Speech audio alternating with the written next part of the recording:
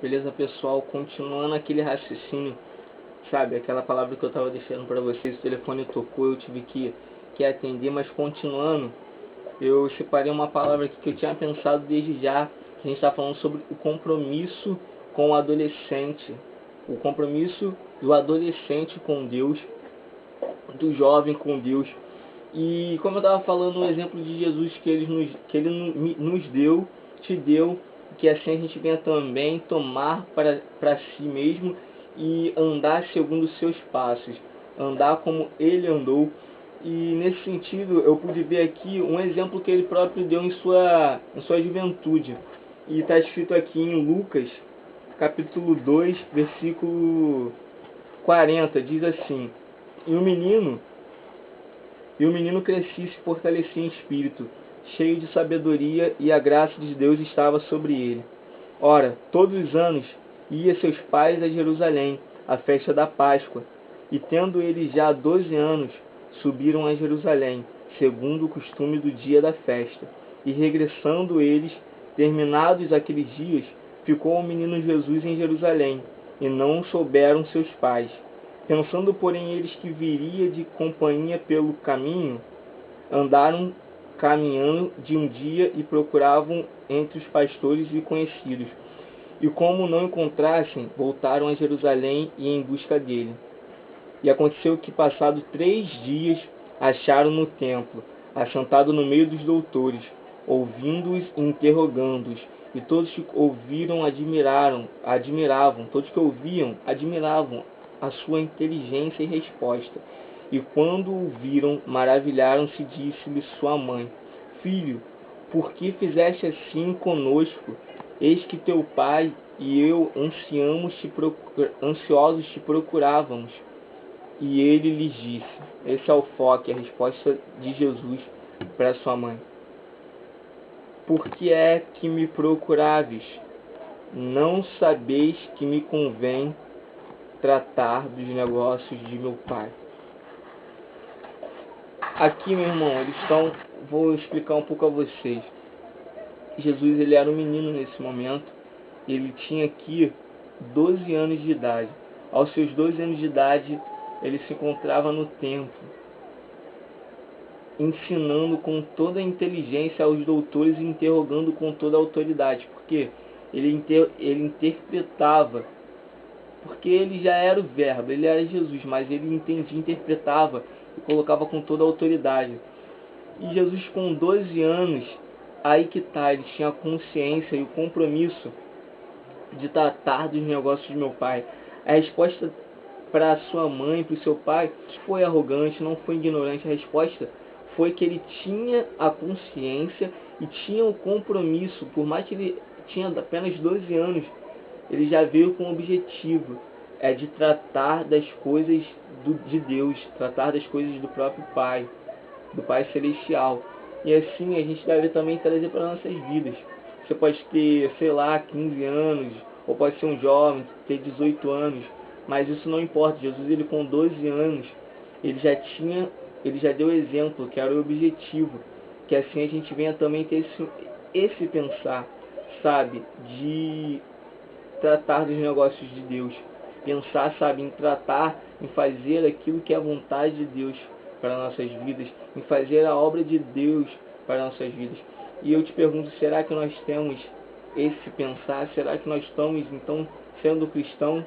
Porque se assim a gente está sendo cristão, logo devemos ter o mesmo pensamento de que Jesus ele teve aqui, de tratar dos negócios de Deus, daquele que havia, sabe, enviado para fazer o propósito. Ele era Deus, mas ali ele se fez servo, sob a direção do próprio Pai.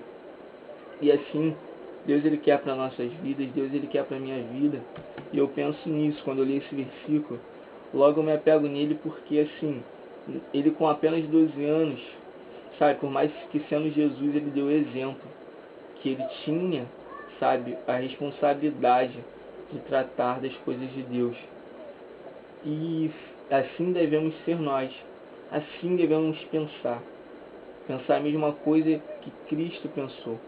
Já que, como diz a palavra, que nós temos a mente de Cristo, e se temos a mente de Cristo, devemos pensar como Ele pensou neste momento. E assim Deus ele convida você, adolescente, a você, jovem, pensar em tratar das coisas de Deus, em fazer a própria vontade, não, mas a vontade de Deus para a sua vida. Deus ele quer isso. Ele quer isso para a minha vida. Tenho percebido que Ele quer isso. Que eu possa largar toda a minha vontade. Sabe? A gente tá esquecendo do Evangelho. Está sendo perdido. Mas eu não admito que esse Evangelho tenha sido perdido, que é do próprio Jesus. Que é um Evangelho verdadeiramente de renúncia. Um Evangelho que você deve renunciar, negar a si mesmo, tomar a sua cruz. E hoje a gente não vê mais isso. Hoje nós estamos passando por caminhos largos, caminhos fáceis, sabe, acomodado, querendo a salvação sem a conversão, como eu até postei uma frase, querendo a coroa sem a cruz, querendo verdadeiramente ser salvo, mas não querendo, não tendo a conversão, que passar por modos fáceis. Você, jovem, possa estar atento, que venha verdadeiramente a pensar somente naquilo que é a vontade de Deus para a sua vida, sabe? Que você tenha se pensar, essa mente, que as coisas daqui deste mundo, ela é passageira, são momentâneas, sabe? Tudo vai acabar, mas Deus ele tem preparado para a minha vida, para a vida de vocês, algo eterno. E que assim como diz em Colossenses 3:2, pensais nas coisas que são de cima e não nas coisas que são da terra. Que a gente venha pensar em Deus, que a gente venha verdadeiramente olhar para a sua eternidade, olhar para Deus, sabe? E esquecer, dizer não aos prazeres deste mundo, sabe? Dizer não às vontades carnais deste mundo. Porque se vivemos para Deus, nós devemos morrer para o mundo. Porque a Bíblia declara que aquele que é amigo do mundo é inimigo de Deus. Aí tá. Porque o príncipe deste mundo é quem? É Lúcifer, é Satanás. Nós devemos dizer não contra o mundo, não contra o nosso ego, contra a nossa carne. Pois diz a própria palavra, sabe? Que há uma briga constante entre a carne e o espírito. A carne ela não se converte, ela não morre. Sabe? A carne é fraca, diz a palavra. Mas diz a palavra também que o espírito está pronto. E assim nós devemos vigiar, nós devemos orar, como diz a palavra. Por mais que você é jovem, adolescente, tenha essa responsabilidade. Sabe? Eu clamo a Deus para que a sua vida venha a ser verdadeiramente espiritual, não carnal. Assim como eu tenho buscado, sabe? Uma vida que venha a ser que Deus ele venha alegrar e venha a ser manifesto a glória de Deus através das nossas vidas. A palavra de Deus ela declara em Mateus 5,16, ela declara assim: assim resplandeça a vossa luz dentre os homens, para que vejam as vossas boas obras e glorifique ao vosso Pai que está nos céus. E isso Deus ele quer para a minha vida. Eu tenho esse versículo muito no meu coração, sabe? Que verdadeiramente as nossas vidas possam resplandecer, e que eles vidas lá fora possam ver a nossa vida resplandecer, mas venha glorificar a Deus, venha resplandecer para a glória de Deus através das nossas vidas. E Deus ele quer isso para você, jovem. Deus ele quer isso para você, adolescente. Que a gente venha andar como ele andou. Porque diz a Bíblia que não é um servo maior do que o seu Senhor, e nem um enviado maior do que aquele que enviou. Ou seja, Jesus ele passou por tudo isso. Jesus ele verdadeiramente teve uma parte que a alma e a carne ela gritava por socorro. Naquele momento em que ele declara: Senhor, se possível for, passe de mim esse cálice, mas todavia seja feita a sua vontade, não a minha. Ou seja, a carne, a alma, ela gritava verdadeiramente. Só que o Espírito, ele gritava pela vontade do Pai, em que ele fazia a vontade do Pai. Que sejamos assim, guiados verdadeiramente pelo Espírito, guiados para fazer a vontade de Deus para nossas vidas. Isso que Deus ele quer. Não venhamos fazer somente aquilo que nós queremos, não somente aquilo que é fácil, sabe? Não um evangelho como está sendo hoje, de facilidade, um evangelho sem cruz, um evangelho sem renúncia, um evangelho que está sendo passado para o caminho largo, o caminho não estreito, mas o largo. Mas Deus ele quer que a gente venha andar no caminho estreito, na porta estreita. essa é que Deus tem preparado para nossas vidas, sabe? Um não à nossa vontade, um não ao mundo. Se vivemos, vivamos para Deus, e se morramos, morramos também para Ele. E assim deve ser o nosso pensar. Assim eu quero que seja o meu pensar, sabe? Tudo se acabou. O mundo e seus prazeres vêm a morrer para nós mesmos. Como o apóstolo Paulo ele bem citou em Gálatas 2:20, já estou crucificado com Cristo, e agora vivo não mais eu, mas Cristo vive em mim. Ou seja, ele fala, já estou crucificado com Cristo, crucificado, sabe, para as vontades, crucificado para o nosso ego, e não vive mais o seu ego, não vive mais ele, mas o próprio Cristo, o próprio Jesus. Ou seja, suas atitudes mostravam que Cristo vivia nele.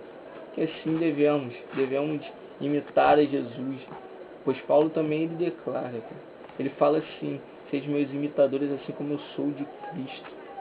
Será que podemos falar isso para algum amigo nosso ou algum discípulo nosso? Seja meu imitador assim como eu sou de Cristo. Isso que Deus ele quer para nossas vidas, sabe? É a conformidade em Cristo. Deus ele quer que você verdadeiramente seja semelhante em suas atitudes. Mostra o Filho, mostra Jesus. Esse é a vontade de Deus, que nós venhamos verdadeiramente ser santo, como Ele é santo, como Ele foi santo. E Ele deu exemplo para que nós venhamos andar como Ele andou. E isso, veja bem, venha ser do teu pensar, tudo está aí, porque se a gente pensar, sabe, tenta por um dia, eu também, sabe, eu tento sempre fazer, eu sempre tenho esse pensar, em pensar o que Jesus faria numa certa circunstância, numa certa causa, se você passar numa certa situação, num certo momento da sua vida, ou então diariamente você pergunta o que Jesus faria, qual seria a atitude de Jesus. E logo, se você é um cristão, um jovem, um adolescente que lê a palavra, você vai ter a direção e a sabedoria do que fazer, porque você vai ver o que Jesus faria naquela situação. E é isso que eu quero chamar vocês, sabe? Essa palavra, sabe, de edificação para nossas vidas, que vocês não possam levar com total seriedade, que a gente não venha ser mais um, sabe, que não precise levantar outra geração, mas que seja nós a geração que venha fazer a diferença. Porque, meu irmão, se eu tô aqui até hoje, sabe, não é à toa, não é só para ser mais um, sabe, não é para um que venha estar morno, porque a Bíblia declara você pode, seja antes ou até mesmo frio ou quente, mas morno ele coloca para fora, ele vomita. Ou seja, é melhor você ser frio do que morno, aquela pessoa que está acomodada, aquela pessoa que não tem mais resultado. Eu não quero isso para minha vida, nem frio, um incrédulo no caso, mas eu quero estar quente para Deus, sabe? Viver as suas obras, é assim que seja o seu pensar, sabe? Eu te convido, eu te chamo a isso, a viver como ele andou, eu te chamo, assim tenho para minha vida como exemplo. Eu quero que vocês possam estar pensando, que vocês possam pensar a mesma coisa. A Bíblia declara assim, em Atos, e assim, eu não aceito, sabe, pessoas, adolescentes que venham ser diferentes. Ser diferente no caso um espiritual, o outro não, um crescendo e o outro não, porque a Bíblia em Atos ela declara na igreja primitiva que todos cresciam, todos tinham tudo em comum, ou seja, todos se pareciam, eram semelhantes, haviam tudo em comum entre eles e cresciam, sabe, em unidade, assim que vencer a nossa vida, nós possamos ser parecidos, ter o mesmo parecer. Logo, se você é espiritual, eu serei espiritual, e assim eu quero para minha vida, eu quero para a vida de vocês, eu quero ser espiritual, sabe, que vocês possam também ser, sabe, espiritual, andando como Cristo andou, vivendo uma vida de negação à sua vontade, ao seu ego, ao seu prazer, mas fazer a vontade de Deus, pois diz a palavra em Romanos 12, que a vontade do Pai ela é boa, ela é perfeita e ela é agradável para nossas vidas. E assim venha ser o nosso pensar. Valeu, galera. Tomara que vocês tenham gostado dessa mensagem para a vida de vocês. Já 15 minutos passou. E eu creio que eu quero fazer mais vídeos para edificação das nossas vidas aí. Valeu? Beleza. Fui que fui. Boa noite.